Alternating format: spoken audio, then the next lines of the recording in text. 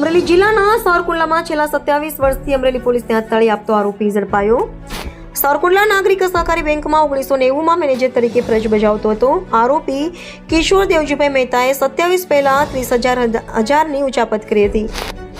હોદ્દાનો દુરુપયોગ કરી ચેકબુકમાંથી અશ્વિનભાઈ દવેની બનાવટી સહી કરી આરોપીની પત્ની મનીષાબેન રાજકોટની બેંકમાં જમા કરાવી ઉચાપત કરેલ। 1998માં ફરિયાદ નોંધાવતા પડતો આરોપી દંપતી છેલ્લા 27 વર્ષથી વોન્ટેડ હતું। અમરેલી એલસીબીને પાલિતાણા હોવાની બાતમી મળતા દરોડો પાડીને આરોપી કિશોર મહેતાને ઝડપી પાડ્યો। આરોપીના પત્ની મીનાક્ષીબેનનું વર્ષ 2023માં નિધન થયું હતું। અમરેલી એલસીબીની ટીમને 27 વર્ષથી ફરાર આરોપીને દબોચી લેવામાં મોટી સફળતા મળી। અશોક મણવર, અમરેલી। અમરેલી જિલ્લા પોલીસ તરફથી જે અલગ અલગ ગુનાના કામે, કોર્ટ તપાસના કામે જે આરોપીએ નાસ્તા ફરતા છે તે આરોપી પકડવા માટે ખાસ ઝુંબેશના રૂપે કામ કરવામાં આવે છે।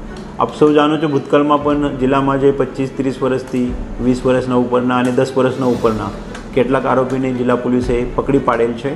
એમાં જ એક આજરોજ એક છેલ્લા 28 વર્ષથી 1998માં એક ચીટિંગનો ગુનો દાખલ થયેલ છે।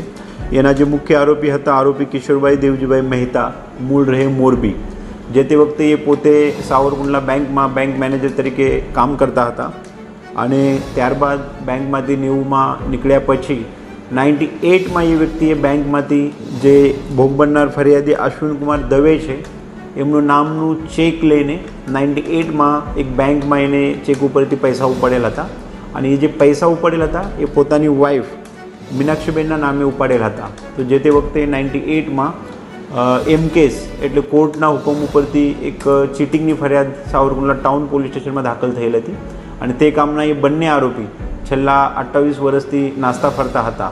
જિલ્લા પોલીસની અલગ અલગ ટીમો, મુખ્યત્વે પેરોલ ફરલોની ટીમે આમાં અલગ અલગ દિશાએ મહેનત કરી, તપાસ કરી આ કામના જે તે વખતના લાગતા વળગતા તપાસના કાગળો હતા એ કાગળોના અભ્યાસ કરીને આ કામના એક આરોપી જે મુખ્ય આરોપી કિશોરભાઈ મહેતા છે એને પકડવામાં આજે સફળતા મળેલ છે। સાથે સાથે આ કામના જે બીજા આરોપી એમની પત્ની મીનાક્ષીબેન છે એ બાબતે પણ એ મૃત્યુ પામેલ છે।